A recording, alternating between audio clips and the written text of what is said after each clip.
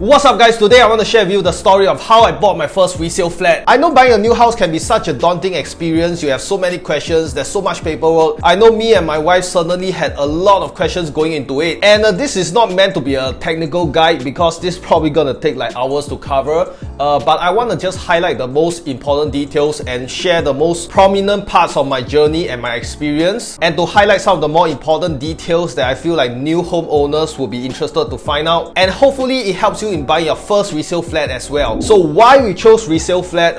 Quite frankly, because we didn't have much choices. BTO wasn't an option because my wife back then wasn't a permanent resident yet. But even if we were given the option of BTO, right, I'm pretty sure we will still go for the resale flat, mainly because we could not wait like for another 4 to 5 years construction time to build the house. But once again, this is entirely subjective, right, depending on your own situation and your own case. So do what's best for you. If you want me to go in depth on my thoughts on BTO versus resale flat, like this video and drop your comments in the comment section below. Alright guys, so now I'll refer to the HDB portal to make it super easy to follow. As you can see over here, right, be assured guys, because everything you need to submit all your documents will be done in this portal itself. You log into this via your SingPass, so everything you need to become a homeowner is done through this one portal. So the process is simplified essentially. The first step for us, right, is understanding which eligibility scheme we fall under.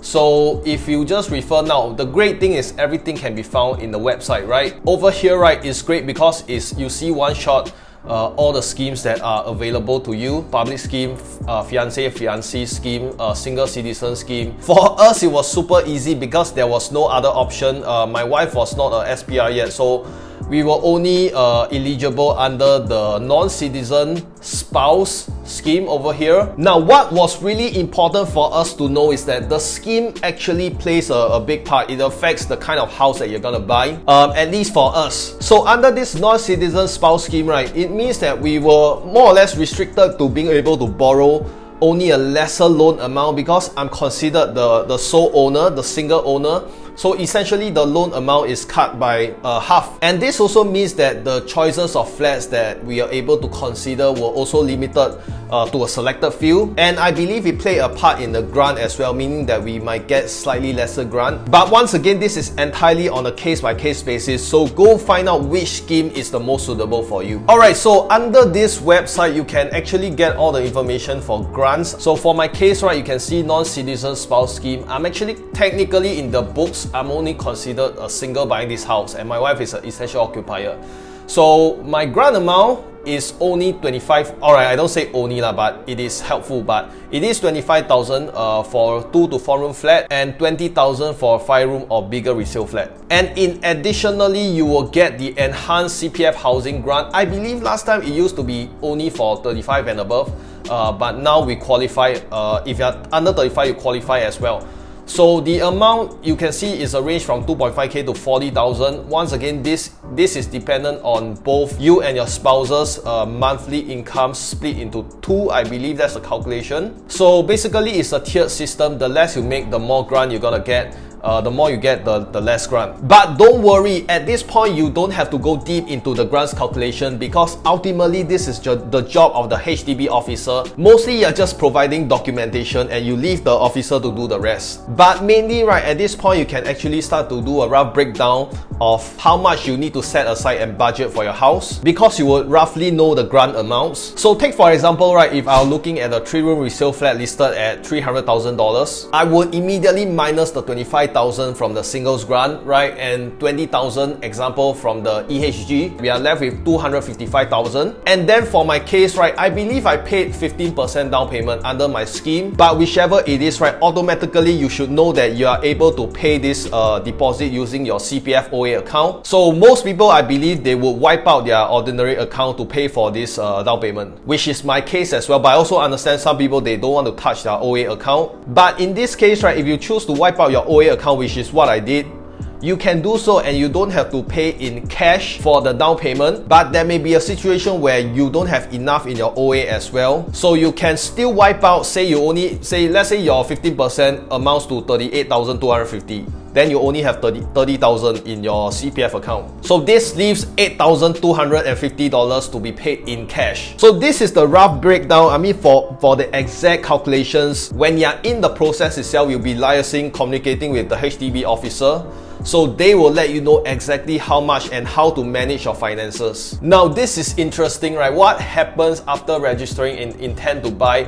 I want to show you guys this, alright? After registering your intent to buy, you will be guided for a HDB loan eligibility letter if you are intending to get a housing loan from HDB, which I was.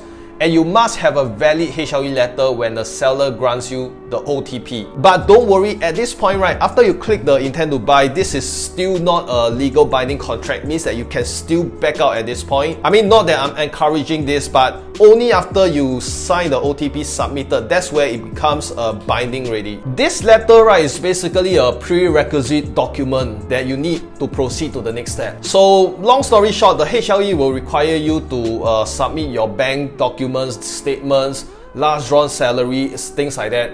This is for the HDB side to calculate the estimated loan amount that they can loan to you. So yeah, this is a very important condition for the HLE letter. The HLE will be valid for 6 months. So basically, you have to wait again I believe you have to wait. I'm not sure about how they phrase this, but you might have to wait again if you don't complete your OTP within that 6 months. Now, the house viewing process, right? Of course, you can view houses anytime, even before registering intent to buy. But I would say, right, after you register intent and getting the HLE, that's when you should start shortlisting for your resale flat. Yeah, so mostly we went to Property Guru to check. For us, it's not so much as important the location or the size as much as the budget itself. So because my loan amount was small, right, I had to filter out like the listing price within my budget. So I was mostly limited to 3-room and certain selected 4-room resale flat in less popular suburban areas. But nevertheless, this is actually the most fun part of the entire process, other than going down to view the house itself, because this is essentially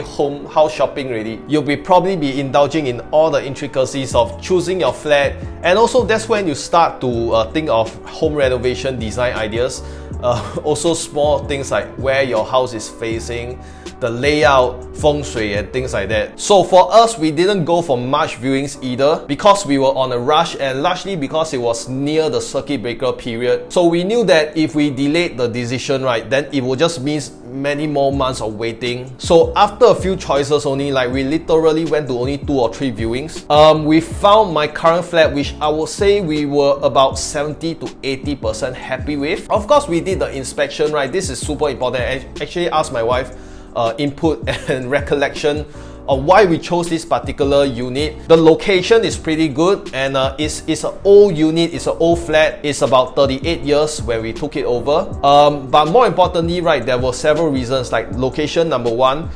There was not much built-in furniture, which is easy for us when we are doing renovation. And also, most importantly, the floor plan for this was good. It was ideal for us. So I don't know if there is a correct time to pay the OTP of $1,000, but I remember the agent actually asking us to pay before he even handed us the OTP, which I guess makes sense lah, because for them to draft out the option to purchase, the payment must be made first. By the way, this OTP is an actual physical piece of contract, and yes, this is not mentioned mainstream, but it is only valid for 21 days. So if you decide to back out at the OTP, then yes, it becomes void and you have to forfeit your $1,000 option fee. But once the OTP is signed, confirmed by both sides, then the rest is pretty straightforward. You just upload this OTP to the HDB portal. So the next step, right, is choose mode of financing.